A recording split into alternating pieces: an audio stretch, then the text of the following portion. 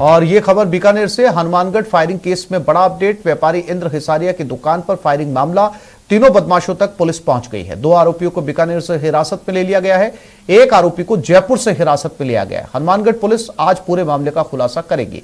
कल घटना के बाद तीनों आरोपी फरार हो गए थे। बाइक पर बीकानेर की ओर भागे थे तीनों आरोपी। वारदात में इस्तेमाल बाइक को भी बरामद कर लिया गया है। व्यापारी हिसारिया की दुकान पर यह फायरिंग हुई थी।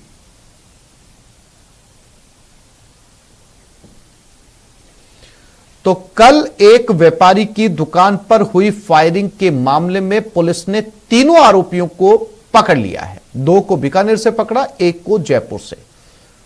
कल हमने आपको सीसीटीवी फुटेज की कुछ तस्वीरें दिखाई थी। एक व्यापारी की दुकान पर फायरिंग की गई थी लॉरेंस के नाम से, जिसमें वसूली के लिए यह फायरिंग की गई थी। और ये फायरिंग करने के बाद में तीनों हमलावर फरार हो गए थे। तीनों ने अपने मुंह पे नकाब डाला हुआ था, एक ही बाइक पर सवार होकर आए थे। और उसके 24 घंटे के अंदर अंदर पुलिस ने तीनों आरोपियों को गिरफ्तार कर लिया है। इस पूरे मामले को लेकर पुलिस कुछ देर बाद में खुलासा करेगी और यह बता पाएगी कि आखिर ये 3 लोग कौन थे। मनीष दादिच हमारे साथ जुड़ गए, उनसे बात करते हैं। मनीष, तीनों को 24 घंटे के अंदर अंदर पुलिस ने गिरफ्तार कर लिया है। इसे पुलिस की कामयाबी ही कहा जाएगा कि जो दहशत हनुमानगढ़ में फैली थी वो अब जो है कहीं ना कहीं लोगों को सुकून मिला है कि पुलिस ने 24 घंटे के अंदर इन लोगों को गिरफ्तार कर लिया। सवाल यह है कि 2 लोग बीकानेर से और 1 जयपुर से गिरफ्तार किए गए। क्या कुछ जानकारी बीकानेर से इन लोगों के बारे में? क्या ये लोग स्थानीय बीकानेर के रहने वाले थे? क्या जानकारी पुलिस दे रही है इस पूरे मामले को लेकर?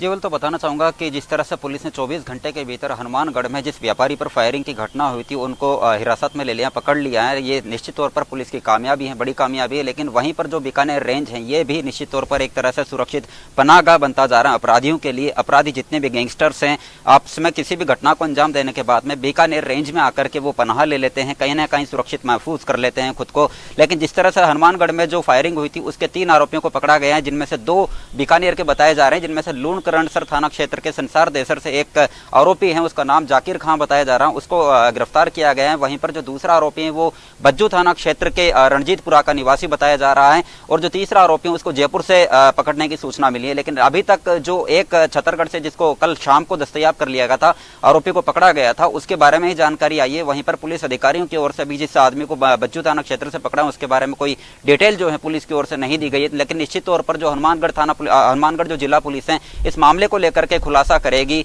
और जल्द ही इसका खुलासा करने की भी पूरी संभावना बताई जा रही है। लेकिन सबसे बड़ी बात एक यही है कि राजस्थान एक दौर था जब उत्तर प्रदेश और बिहार जो हैं अपराधियों का सुरक्षित पनाहगाह गढ़ माना जाता था अपराध के लिए। लेकिन अब राजस्थान भी उसी नक्शे कदम पर चलता जा रहा है। राजस्थान में कोई भी बड़ी घटना होती है, गैंगस्टर जो किसी घटना को अंजाम देते हैं, फिरौती मांगते हैं, रंगदारी करते हैं, इवन जो मर्डर होते हैं, उसके बाद में जो बीकानेर रेंज है वहां पर वो आकर के छुप जाते हैं। अभी इससे पहले ही जो जिस तरह की घटना हुई थी कुछ दिन पहले सीकर में राजू ठेठ की हत्याकांड में, उसका जो मुख्य आरोपी जो था रोहित गोदारा, उसका भी बीकानेर से ही कनेक्शन है, बीकानेर के लूणकरणसर का वो निवासी था।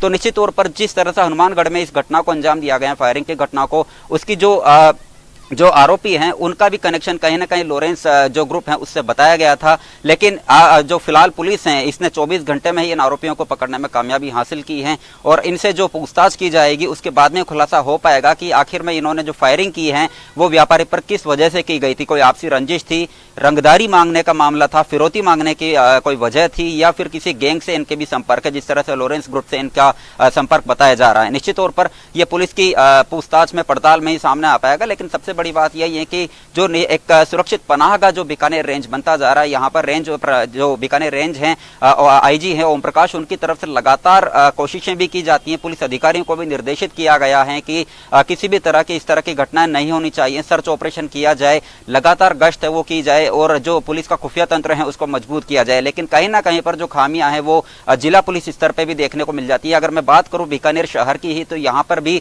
आए दिन फायरिंग की जो घटना है वो अब आम हो चुकी है। किसी भी थाना क्षेत्र में आप जाएंगे तो वहां पर रोजाना 7-8 दिन में एक आध ऐसी घटना आ जाती है कि जहां पर फायरिंग की घटना हो। तो निश्चित तौर पर पुलिस की जो प्रणाली है उस पर भी एक ये सवाल निशान खड़ा करता है कि आखिर में किस तरह से अपराध का जो सुरक्षित पनाहगाह है, गढ़ है, ये बीकानेर रेंज जो है बनता जा रहा है। जी मनीष, जानकारी के लिए